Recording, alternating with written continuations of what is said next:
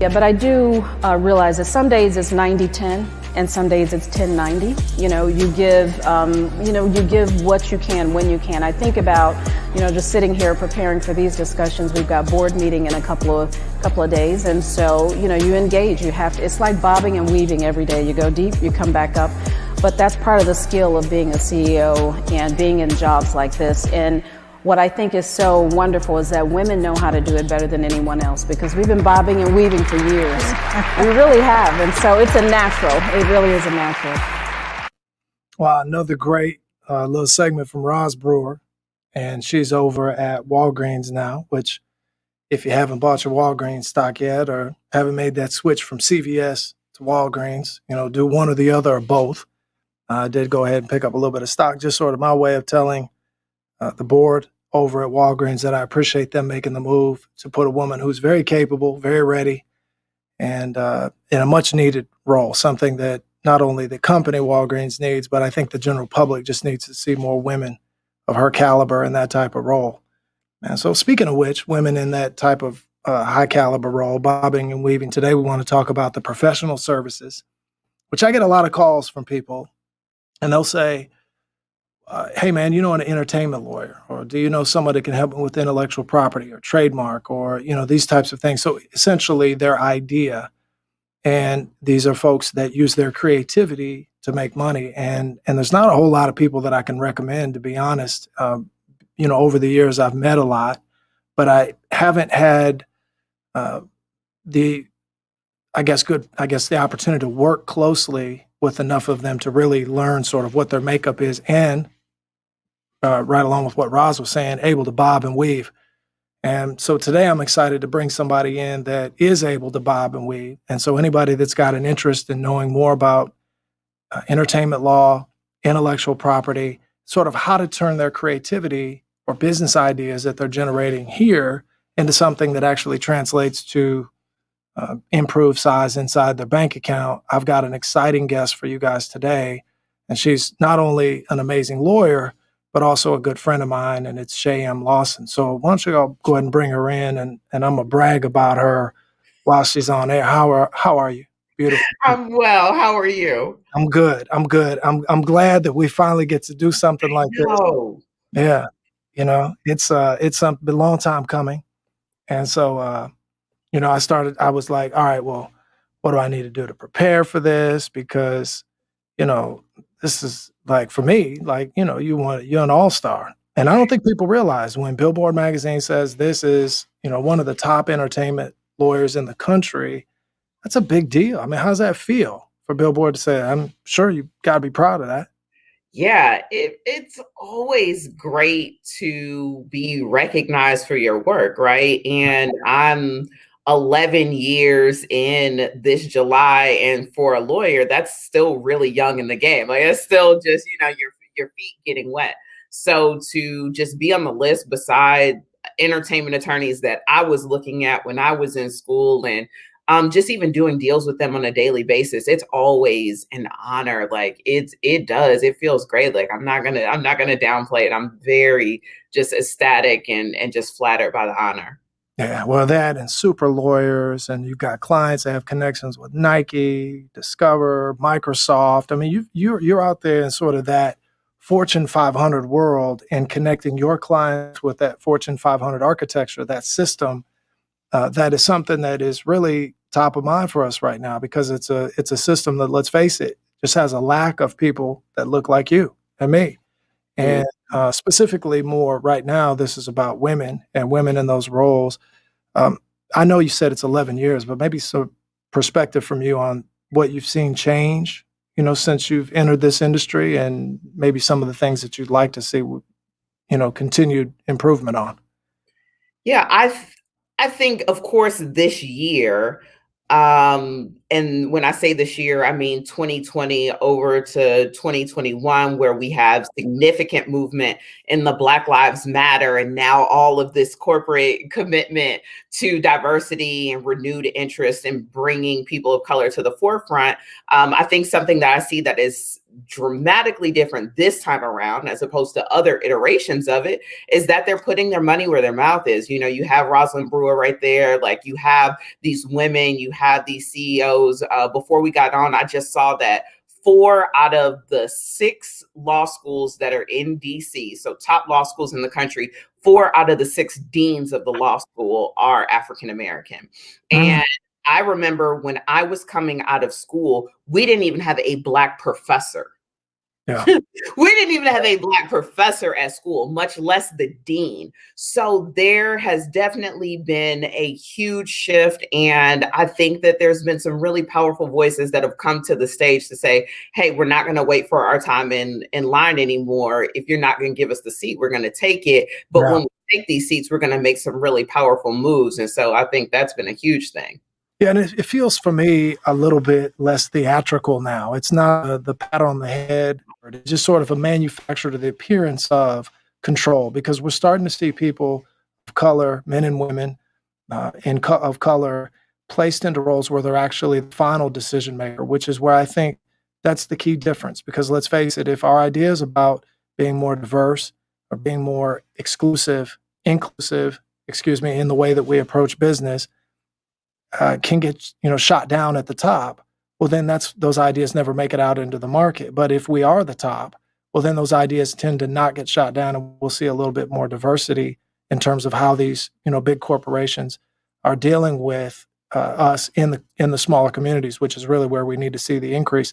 Are you seeing anything with your clients, with the people you're dealing with, where the corporations seem to be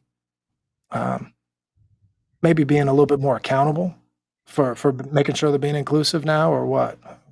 Yeah, absolutely. I think what you're referencing are things that are vanity placements, that you gave me this title, but you really just want me to sit here on the shelf. You gave me this trophy wife position in your corporation, and you just want me to sit here and look pretty with my Black face, but you don't want me to really be Black, right? And that is really what the shift has become. And I do think that there is a huge amount of corporate accountability that is coming from the biggest levels. When you started today's episode, you talked about how you showed your approval and excitement for their decision through your stock purchases. And so I think with the emergence of all these different platforms where everybody can be a day trader now, a lot more everyday people are impacting high-level decisions with the stock that they buy or the stock that they sell. And I also think similarly, the Black community is showing their power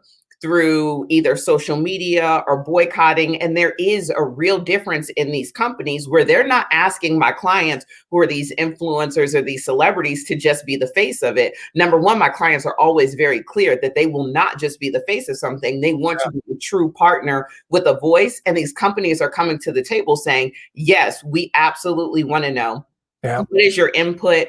Offering stock and equity. I know Beyonce and Jay-Z talk about that all the time, where they say, pay me in equity. And so there are a lot more equity deals coming to the table now in the world of entertainment and social influence, where they're truly asking these creators, these celebrities, to partner with them, to hold them accountable to these public diversity statements that they are making. And I definitely see the shift. What I really wanted to focus on today is something that I know is you and I've talked about before, and that is because the program is about essentially putting more women in seats of power, decision-making seats. And you know that the Black aptitude for starting businesses and generating income. I mean, we create culture, we create income generating culture in this country across the board. What's hip, what's cool, what's now, what's popular. It starts essentially many times in the Black and brown communities. And so you and I have had some great discussions about how some of those things are overlooked and then often undervalued. And I feel like there's a discussion to be had there that maybe we can sort of not educate people, but help bring them up to like level up on this, if that makes sense. And so I guess let's start with, from your perspective, what is IP? Like, what is intellectual property? And at what point does someone's creativity, assuming that it is a good idea, assuming that it is something that can grow legs. At which point should they start to protect their own intellectual property from your perspective? I think that's a really good question. The way that you introduce the actual topic, I really want to circle back to the conversation about relationships and the story that you just told about the banker. And when you're talking about those knowledge gaps, especially amongst the Black community, I think a huge one is in the quality of professional relationships that we make. And a lot of times there are conversations, not even on the level of yours, of you've gotten the loan and now they're double checking your paperwork. Something that you see very on is they won't even give me a loan, right? And something that was even new to me, like I'm a first generation college student, first generation, lawyer in my family. And as I've built my business and now I have relationships with my banker, like I have, a true personal banker who has my number. They have mine. I email them if I have questions. They check on me, X, Y, and Z. Right. And so I'm happy to talk to you now. Right. And I have this relationship. And so if I need money, when all of this PPP came about, they approached me saying, hey, do you want this loan? Do you want us to help you? And it's because of this relationship. And I think oftentimes in our community, we're not building those relationships early on. And we're expecting somebody who does not know us to give us money and then say, oh, they're not going to give me money because I'm Black. They're not going to give you money because they don't know you. Yeah. Right. And so it's understanding that you need to make these relationships. I worked at a firm once and a white guy over the marketing department told me that every time he gets paid, he does a few things. Number one, he sits the check on the table in front of the kids and he lays out all the bills, and the kids are elementary school, so they can do simple addition and subtraction. And he said, with the money that you see here, how will I pay all of these bills? And he leaves it up to the kids to do the addition and subtraction to see how much money there was. And then he said, now, do we have the money to get groceries? Do we have the money to buy the thing that you just asked me for? What about that trip that you wanted to go on? Like, go ahead and make the list. And he has the kids making the list.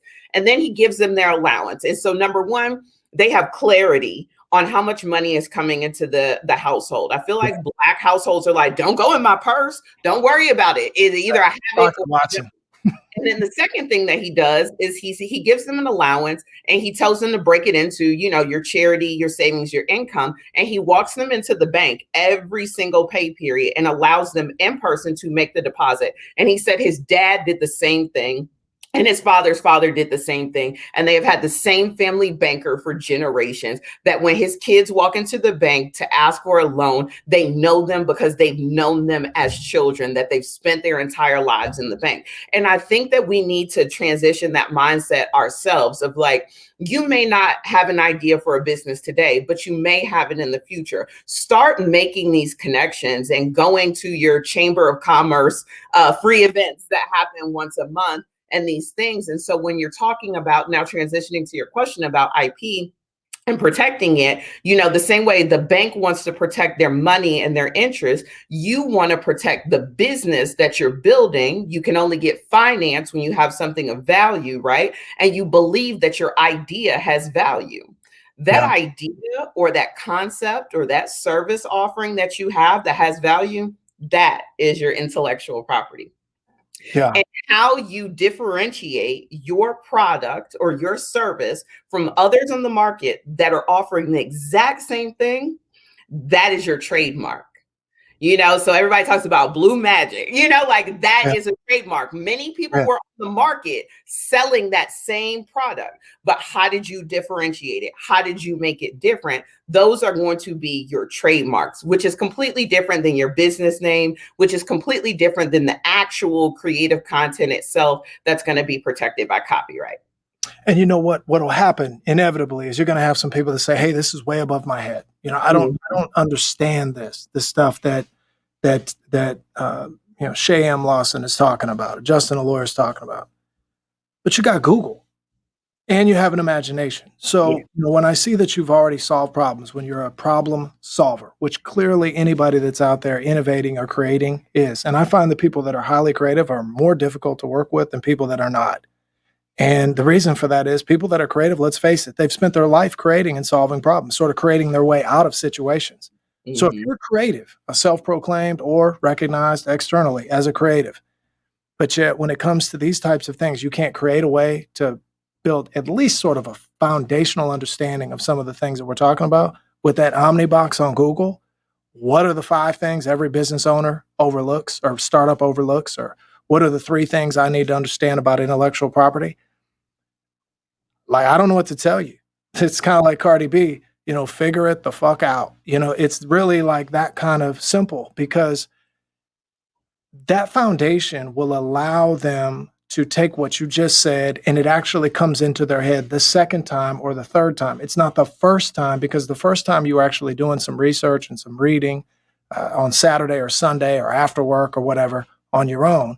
And then by the time you're hearing it from your attorney, you've already got sort of a fundamental understanding. I'm one of these people that the vocabulary means a big deal to me. First of all, we're probably preaching to the choir, because if you're watching this, then this means that you do have a thirst for learning and you do want to do better. But understand, when you have all of this information, where LLC Twitter is rampant, Instagram is full of people who are quote unquote business experts who are going to tell you how to flip your stimulus check, right? There's all these different ways that you can gather this information, but you need to figure out, how can I process this in a way that makes sense for me? So if you're saying, hey, the stuff that Shay and Justin is talking about, it's going over my head. Then if you're a visual learner, then type in go to YouTube. The Copyright Office actually has a bomb YouTube channel. Okay. Trapital.co, he always has flowcharts. He actually just did a phenomenal flowchart. When you're talking about business, he just did a flowchart that broke down all the business models of Will and Jada and their Westbrook Entertainment and how that. Yeah, Trapital, like trap music, but it's Trapital instead of capital.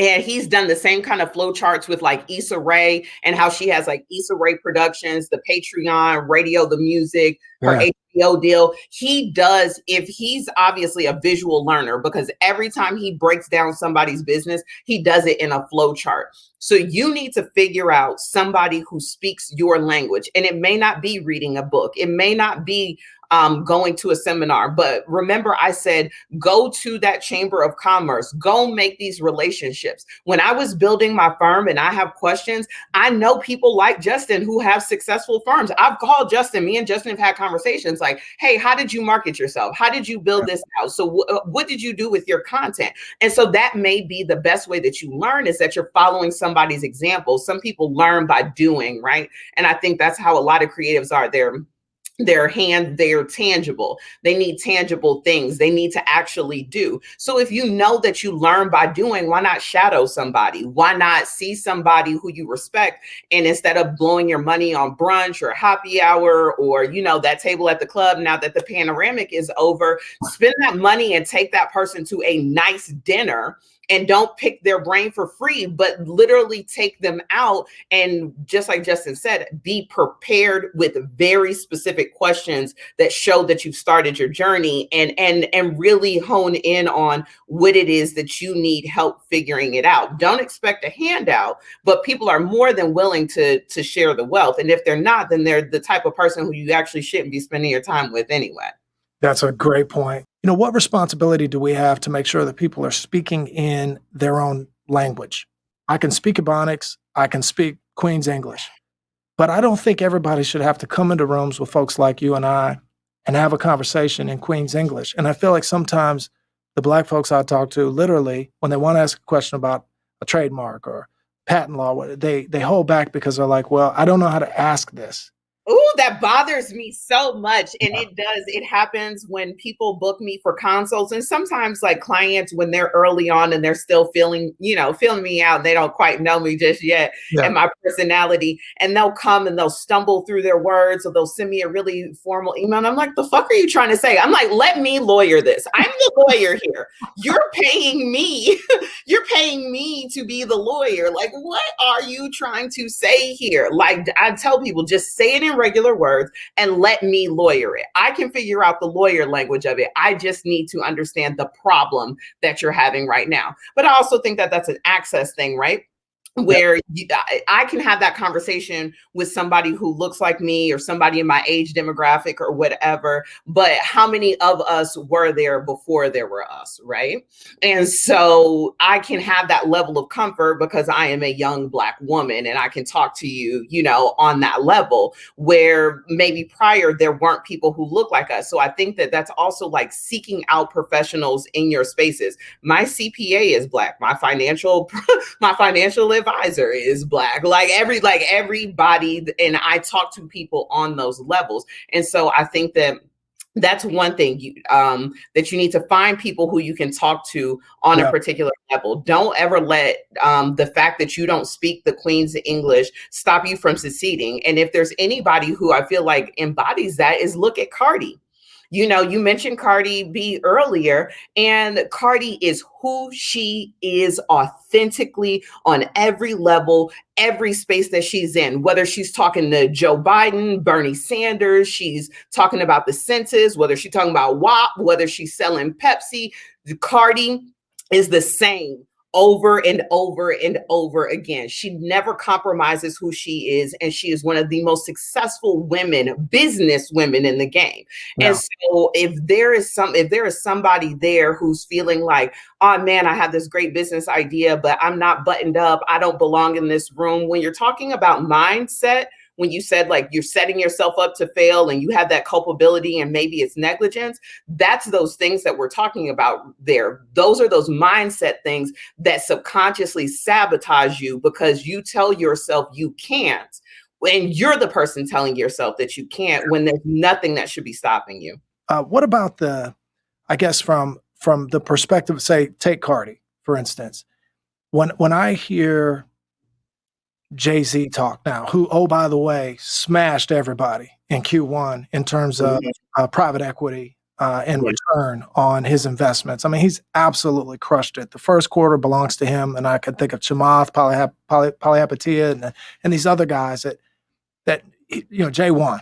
So, but I have this feeling that when he's in the boardroom, he does understand simple lemonade stand math. Money only flows two ways, in and out. That's it. And so he's able to talk the language of how do we make more money flow in by making some money flow out. So we'll spend a little bit more, we'll invest a little bit more, and we'll bring more money in. And so I think there is something to, I suspect that Cardi also understands those basic formulas. I know Jay does. I think there's a lot of Dre. I think there's a lot of people that do. If you're on YouTube, after you finish watching us, go look for Genius Leaves the Hood. It's a documentary on Jay-Z. And the thing about Jay-Z is that he knows what he doesn't know. And he knows that he doesn't know it all. And he knows that he can do everything, but he can't do everything by himself. And you'll see that strategically throughout Jay-Z's career, he's always partnered with somebody or somebodies, whether it was Jaz-O, Dame Dash, whoever it is. He's always partnered with people who had strengths that complemented who he was or where he was trying to go. And so I think when you look at moves that he's made where there's Tidal and Square, and we're talking about empowering artists, well, it only makes sense that you can now put a financial platform together with an artist platform and putting the two together. And so you put them together. When we're talking about, their marriage with him and Beyonce and the companies that they've built together and strategically the things that they're building for their family, when we're talking about IP and protecting Blue Ivy's trademark and putting her on the copyrights of the songs and making her a part of the actual business where she can now earn Grammys at the age of 9. And so I think if we're talking to entrepreneurs, the lesson that we can learn from all of these people, whether it's Cardi or Jay-Z or whoever, it's that you can go farther together and understanding where you may need people to supplement your strengths, right? And so what you're strong in, but that you have this friend that is great at this, or this person who's great at that, and finding those strategic alignments. And business is about money. Business is about strategy. Business is about ownership, right? So you ultimately probably should have a coach on your side. You should have a financial professional on your side, and you should have a lawyer on your side. Even if these people aren't retained or over, you might give them equity, right? And say, hey, I want you to believe in this. I have this going on. This is, and there are lawyers out there. There are professionals out there. Justin just said he owns a gym. He has multi-units. Like, there are professionals that will make investments in things that make sense, that will guide you along the way as well. So I think that those are the lessons learned from like your Jay-Z's and your Cardis, or, you know, your Issa Rae's that I talked about earlier, Will and Jada. All of these people utilize others that just strengthen the whole. I think part of the reason people don't spend time thinking about who can add value is they don't have, like, for instance, if you say, okay, well, at which point do I get an IP related lawyer? Or at which point do I patent something? Or at which point do I have a sales strategy and really hit the streets and have a legitimate, like, sales consulting, sales development plan and a strategy? And somebody may not be that person, but they don't want to admit it because they know they're going to have to split the winnings. And I don't think what people understand is I would rather have a small piece of a huge pie than a big piece of a small one. Yeah. And if you can bring people into the picture that actually increase the size of the pie, well, I'm sharing the money with them. That's a mindset that only comes from first generation money. Second generation, third generation, fifth generation money doesn't think that way. It thinks scarcity. That's a scarcity mindset. Yes. And it's also, you should never be afraid to give, to give and to invest in yourself. You shouldn't see it as you splitting the pie. You are investing in yourself. You're investing in your dream. The Jay-Z lyric that I love is like, MF said they made Hov, make Hov say, okay, so make another Hov, right? Yeah. And so if you are this great creative genius, you are this great entrepreneur, you can go ahead and split the pie, give these people, sell off. That's what all great businesses do. They come in, they make it, and then they hand it off and move on to the next thing. Scared money can't make money. You cannot be afraid to invest in yourself, take risk, and align yourself strategically, because you'll never win. Which is a great point with, the selling side. We're working on a fintech right now, and so we're putting the pieces together, and we've been working on it for quite some time, but it's crazy. I have the conversation. One of my partners in the venture sold his business for millions. And then the other partner just sold for millions. And I mean, like big.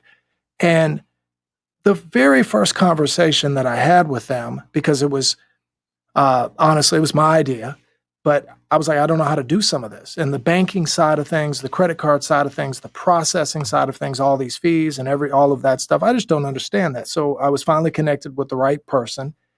First conversation we had was about how do we exit?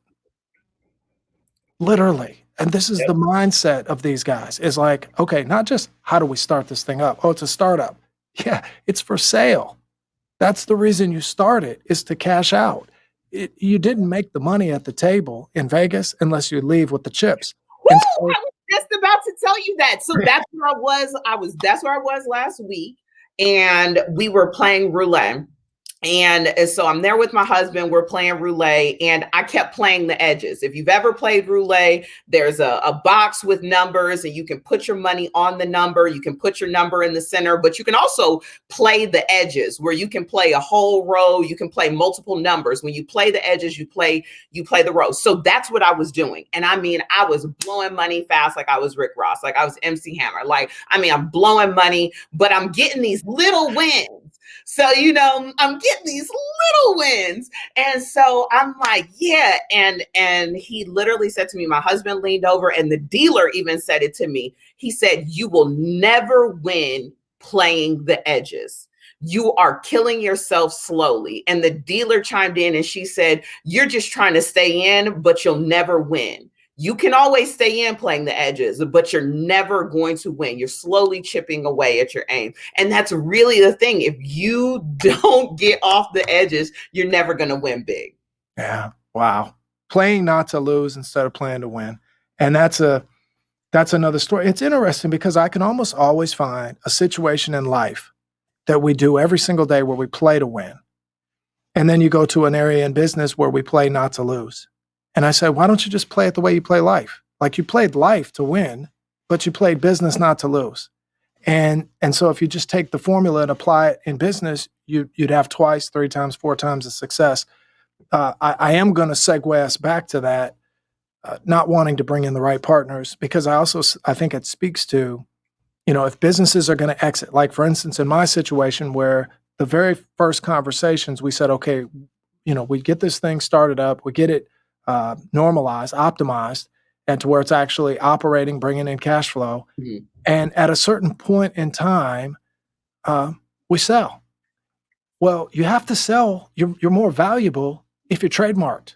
Mm-hmm. You're more valuable if you're patented. You're more valuable if you've got goodwill. You're more valuable if you have all the intellectual property and you got licensing and all of that kind of stuff. Let me tell you who did that. Let me tell you who just did that. 2 companies that just did that. Pure One and Model Sports. So the actual companies themselves were not profitable, which is why they both went into bankruptcy. And guess, they got bought out in bankruptcy, but the only thing that they purchased were the goodwill, the trademarks, the domains. Like, that was literally what had the value. So they had these stores, they had these warehouses, they had they had inventory. That didn't mean anything. The buyers came in and bought their trademarks, goodwill, and domains. There you go. Yeah. What was it? Dollar Shave Club sold to, was it Unilever? And I think it sold for $1 billion. That was the razor company. And apparently the multiple, it was obviously because you're in a world where businesses sell for 3 times revenue, right? 4 times revenue, 5, but rarely do businesses of that nature, sort of like a commodity item like that, or something you throw out, disposable razors. Does a business like that sell for 10x? Dollar Shave Club sold for 10x. But the reason was because they built a story, and they had that story, built into the brand. And so the story was a very sellable story, and that was their goodwill. And that's something you want to protect. And so from day one, if somebody comes to you, Shay, and they say, okay, well, here's my idea, and it's a compelling story. There's a big why inside of it, of sort of who they're helping, how they're going to help them. So there's something there that if you told that in and of itself might actually hit a bottom. You don't have to advertise. You just tell the story and people will say, oh, that makes sense to me. At which point do you tell them, all right, we need to start having a conversation about protecting this? Man, I think right then, when it goes back to what I was saying before about you want to protect the things that have value. When if you had $1,000 in a band, you had $5,000 in a band, and you wouldn't just sit that on the curb and you just sit that right there, right? And so you might put it in a safe, you might put it in a lockbox, right? You would do whatever you needed to do to protect that $1,000, that $5,000. I hope that people feel like their ideas and their business concepts are worth way more than that. But when you're putting your ideas out in the world, when you're going and you're taking meetings without having NDAs in place, that's you setting your money on the curb just with the bands right there. And so you want to have that conversation at the outset. At the moment that you realize you have something of value, it's going to be way worth it for you to spend that money on a 1-hour consultation with an attorney to tell you whether it's time to protect or what you need to get in order to protect it. Because there are certain steps that need to happen in order to successfully file a trademark or in order to file a copyright. You need certain ducks in a row. But it'll be worth it for you to take the idea to an attorney who will keep it in confidence because you paid for your consult and tell you what you need to do in order to protect it, rather than you going out with your excitement and no NDAs in place, no nothing in place, you telling yourself, well, I poor man copyrighted it because I sent it to myself in the mail, thinking that that's protecting you, or you randomly using the trademark symbol and saying, hey, I put this trademark symbol next to it, I'm good. You don't want to make those assumptions, especially with something of value. So the moment you realize you have something of value, that's the moment you need to book time with an attorney to figure out what steps do I need to put in place in order to protect this. I get the sense a lot of people don't want to when they try to schedule a meeting with somebody, and let's make it up. Let's say this is an investment meeting. So this is they've sent somebody, say an executive summary, and the summary was enough to get an audience, with this person. So they go, okay, well now we're going to go deep dive. And so but I'm going to be sitting down with a couple of people this afternoon at a restaurant, and I sent them an NDA, but they didn't sign it yet. Mm-hmm. You take the meeting? Yeah. Okay. So what do you say when you walk into that meeting? They've not signed your NDA, and you're sitting there, and they're introducing you to 3 other people, and you're going to give them all the goods. What do you say to them at that point? You give them your spiel. They have an audience. Here's the thing. There's what does the Bible say? There's nothing new under the sun. Your idea isn't new. Okay. Your idea isn't new. And the people with the purse strings are probably offended. If it's a certain level of investor, they're probably offended that you ask them to sign an NDA. Okay. So there's a particular audience that an NDA is right for.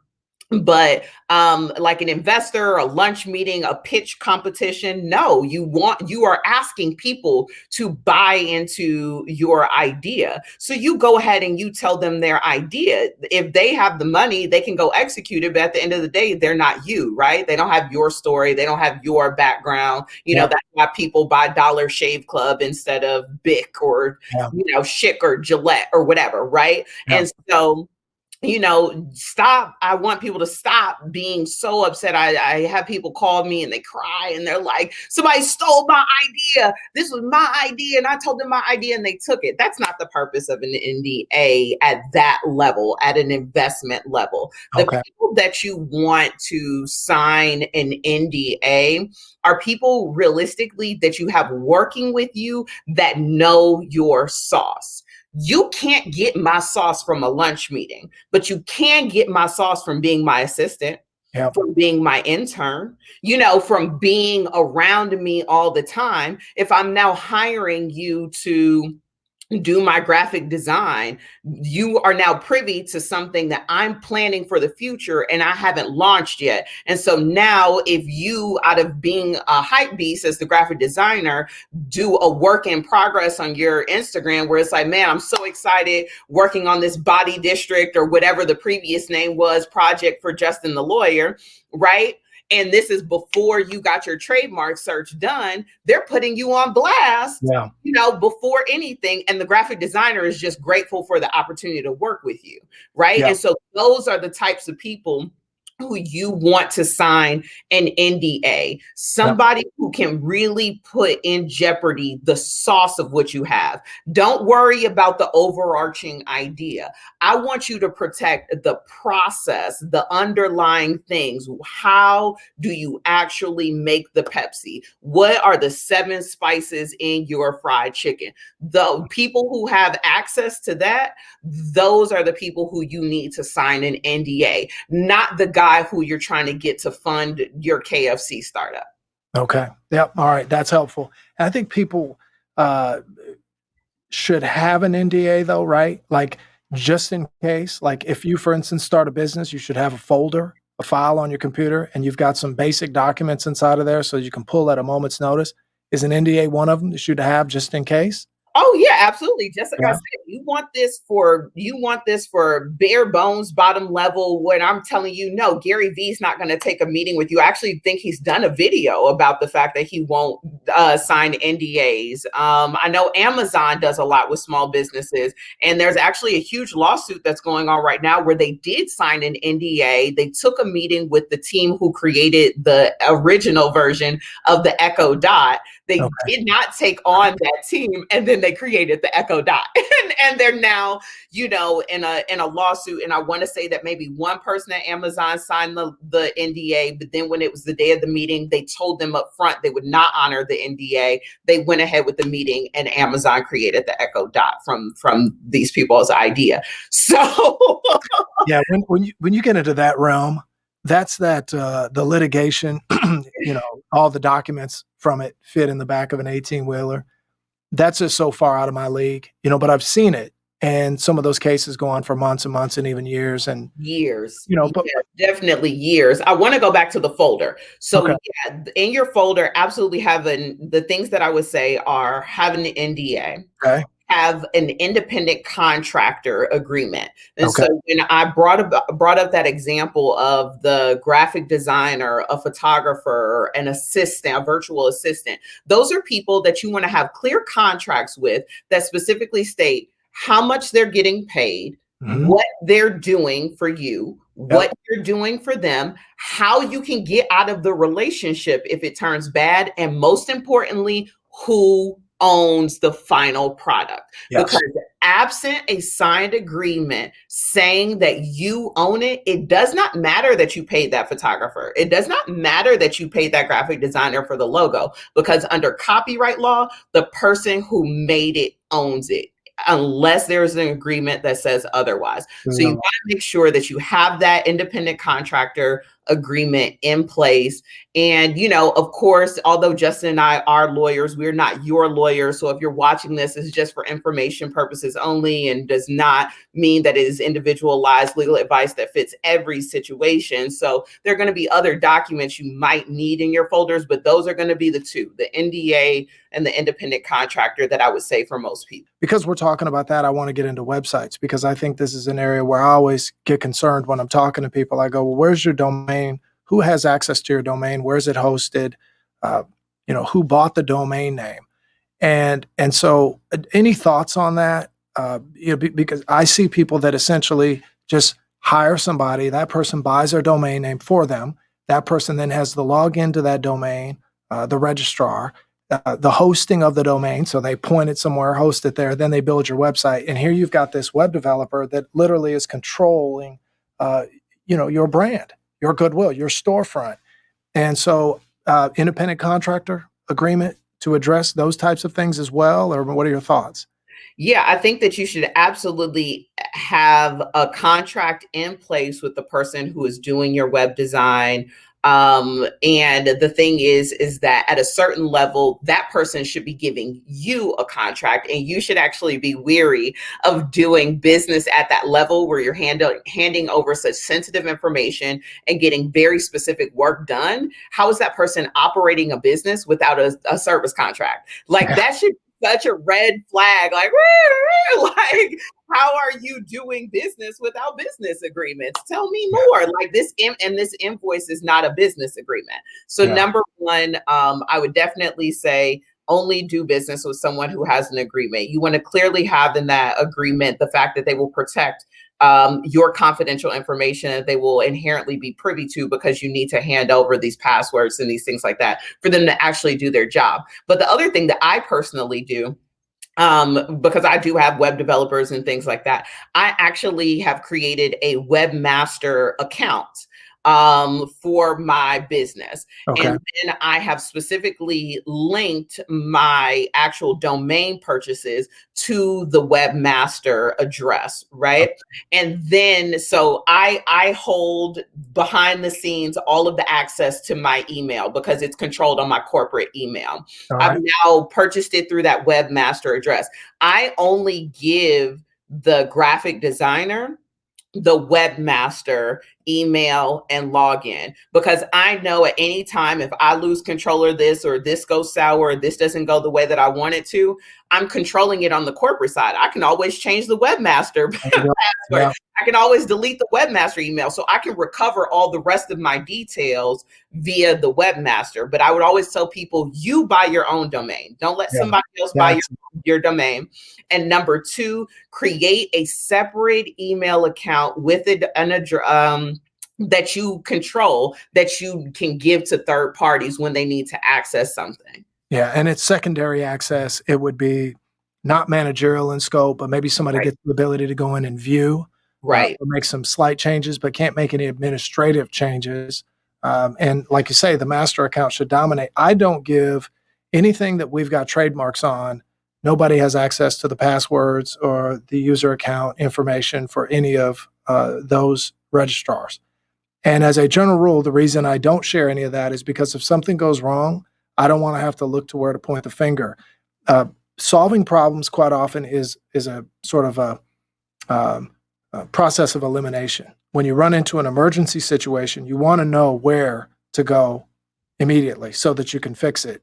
And so if you don't have very many potential holes in your system, then you know where to go immediately. And so when it's something that's big money, I've been very curious, like who runs, for instance, Nike's Instagram account, and how many people have that password, or who runs, for instance, Tesla's not, and I'm not talking about Elon Musk, because when I you, like him. but when you go to some of these big companies, you go, how many people actually have this password? And are they doing multi-factor authentication or two-factor authentication with it? And are they being aggressive about changing passwords? In this day and age, when a lot of people are being hacked, you get people. Sometimes you could have a web developer, for instance, that accesses and is building your site in a cloud-based system, but isn't going through an incognito window to do it. And so they're accessing all your information. And a consultant, a lawyer, someone like us, someone like, and again, all of the disclaimers that Shay just put out there, yes, all of those apply to this. But one of the things that somebody can do for you is say something like, look, if you're taking in people's data, and if you're, name, social security number, date of birth, things like that, and part of that is what you do as a company, then all that information is something you're responsible for. And so, making sure that you've got the right vendors and people that you've given access to that information and are properly insured in case you've got a cyber hack, someone who gets access to that uses that information that the people gave you, not to the Russians, and the Russians use it to open up brand new accounts, then your company's on the hook for that. But I'll bring it down to like an everyday level. There's so many people who are collecting that, whether you have a Shopify, site up and you're selling t-shirts or body oils or, whatever it is. And people are operating without a privacy policy. First of all, you are federally regulated that if you are collecting the private information of someone, which includes their name, their email address, their credit card information, their actual physical address, that you must have a privacy policy in place that specifically tells customers who are giving you that information what you are and are not doing with that information. Yes. And how they can get their information back or get their information deleted. And if you do not have that policy, or if you do not abide by the policy that appears on your site, you can be shut down. You can be completely shut down, or you can be fined by the FTC. And so I think a lot of small business owners kind of take for granted that small print that we click past all the time, where it's like, do you accept cookies? That's because you have an obligation to tell somebody that you're tracking what they're doing on the site. So if you're using anything like a Facebook pixel for Facebook and Instagram ads, because lots of small businesses do that. If you're using Google Analytics, because a lot of small businesses do that, you have an obligation to tell people, hey, I am tracking you using these different methods, and this is what I'm doing with it. So whether it's to serve you more relevant ads, to give you a better user experience, to see what products you want, you actually have a federal obligation to inform people that you were doing those things. And I think those are small things that business owners forget to check off the list, but having somebody who is a consultant, who is a lawyer on your team is absolutely going to get you in line with. And then even to your point about how many passwords are out there, or how many people have access to it. I know a lot of my largest clients, they use a product called LatePass. Yeah. And so therefore, whoever is responsible for the social media or whatever, they already have tokens that have the password filled in. The person who is using it cannot see it. It's just automatically in their LatePass account, and they can now just log in. And so you do want to give, as a business owner, when you are collecting people's private information, or when you are doing high level work for people, they want to have confidence that you're protecting them, that you do have 2-layer authentication, that you don't have their passwords, that you do have a company policy, and it inevitably makes you more look more together as a business person. And it also allows you to raise the price to say, hey, my services cost this much because these are all the steps that we take to ensure that we have the best people, that we absolutely protect your content, and that if something happens, you are protected as well as us. And that's just a selling point to say, hey, because I had to pay for this. I as an attorney, and I operate on the cloud, I have sensitive information, on my client case management system. In addition to my malpractice insurance, I have cybersecurity. I specifically have a cybersecurity policy. I'm a bit surprised sometimes at the cyber policies, how easy they hand those out. And this is, I'm taking a turn though, but I've asked for them and we have them in place. But the fact that the cyber insurance industry does not do intensive audits of somebody's sort of security policies shocks me. Yeah. But they're providing insurance. And so if something happens, they'll pay up to X amount of dollars per incident, things like that. And so, but I suspect over time we'll have sort of a best practices type approach that the industry will have to adopt. And they're probably going to come in and maybe certify companies as having met, these minimum firewall, malware, ransomware type firewalls to make sure. Because when you look at companies like Microsoft, face it, folks, Microsoft got hacked. Microsoft. And you go, okay, well, I'm not going to. Yeah, you are.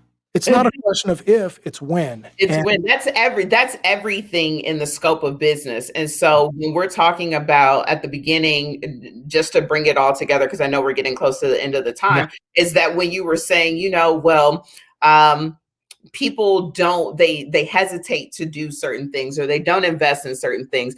And sometimes I just think that it's not on someone's mind, that when they're really excited about a business idea, they just want to get it out, and they think, oh, that'll never happen to me. Nobody will ever, like, oh my gosh, that never occurred to me that somebody would literally take my online course and copy it. I can't believe that somebody took my conference name and now is doing their own conference across the country.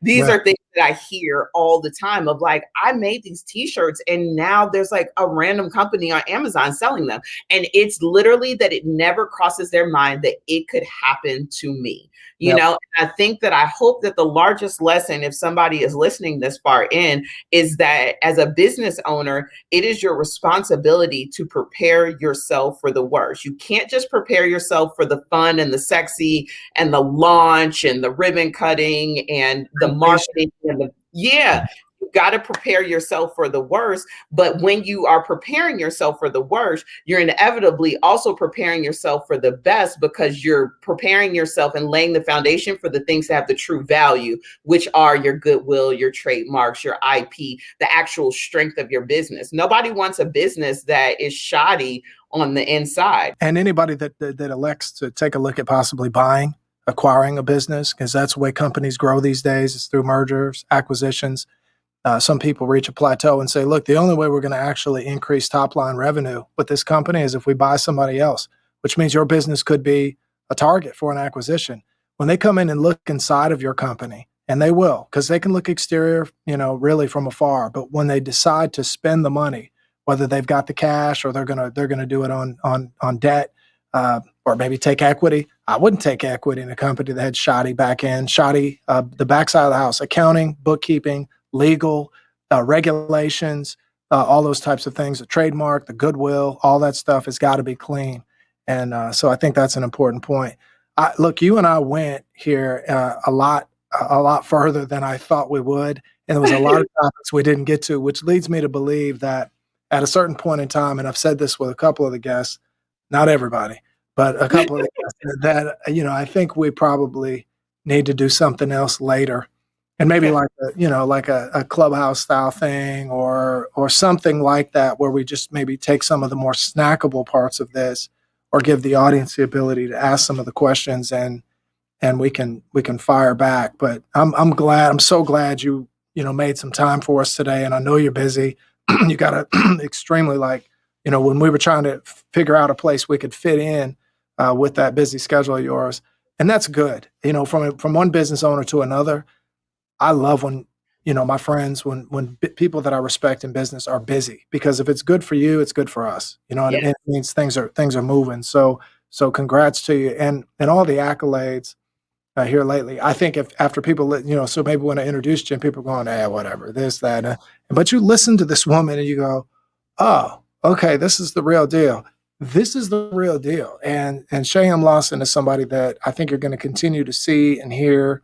And she's going to make her presence known one way or the other. So thank you for blessing us today with your wisdom, sharing some of the information, and thank you for just being real and accessible as a sister that I think you found this way to be elegant and ratchet, and I love it. And I love it. And, because that's what we need to be, man. It's. I had this guy. I'll tell you this and let you go. I worked for a white guy one time, one of the realest white guys I ever worked for. And I haven't worked for many people, but He said, you know what's wrong with most white people? I said, what, man? There's a white guy. He said, they just don't have the soul you brothers have, man. They just don't have the soul, man. There's something about that. And, you know, you could take that any way you want to take it. Some people will be offended. I don't want to be, but there is something to what you just delivered that's just got that soul to it. And I think that that is part of the beauty of having more Black women in these roles. And for companies to see or think that they couldn't do better with you and many women like you on board is just foolish to me. So thank you so much for everything you do and continue to do. And I really look forward to working with you again on some other projects. Man, thank you for having me, Justin. Thank you for creating this platform. I hope that the people who are viewing this, the women that are viewing this, are inspired. I hope that you all feel free to reach out to any of us, but most importantly, I hope that you execute. I don't want you to procrastinate by information intake. And I know this was a lot of information that we talked about today. If there is one thing that really gripped you today, I hope that you go and you don't let the sun set on you without you doing it.